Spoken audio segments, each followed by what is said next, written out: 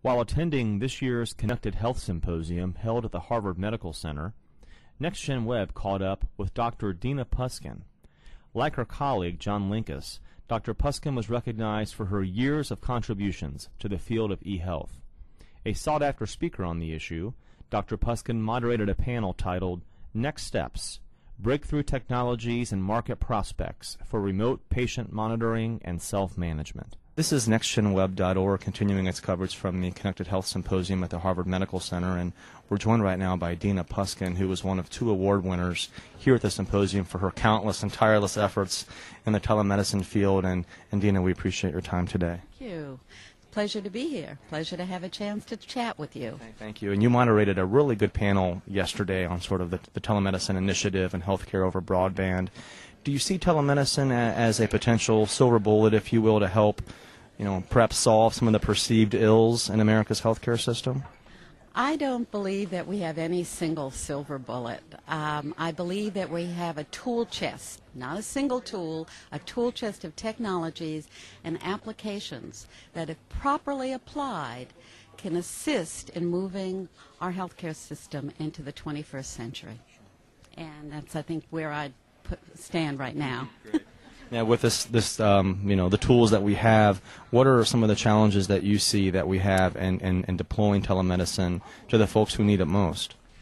Well, I think we have a couple of issues that were raised yesterday at the symposium. One issue is that the tools themselves perhaps are not yet targeted enough to some of the needs of the population. And simplicity was raised yesterday as a key issue in people finding the tools usable. And I think that's where a lot of the folks are going, is saying, how can I make this as simple as possible for the consumer market? My belief is if we can achieve that, we will also make them more useful to the provider market. Because providers also are saying, look, the juice ain't worth the squeeze. It's too much effort, it's too much trouble, and until we get things that are really so easy, so seamless, I think you probably heard this, seamless into the workflow, so that people really see value added. Now, we have some things like that already. Go to the field of teleradiology. Almost all radiology is digital now. I don't think any radiologist would think about doing radiology without having access to certain digital technologies.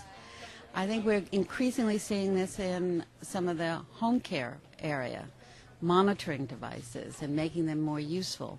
So we're at the cutting edge. The key is, and I think you heard it yesterday, is finding out which market, how to segment it so that you're really developing tools that in the end people can say are very useful.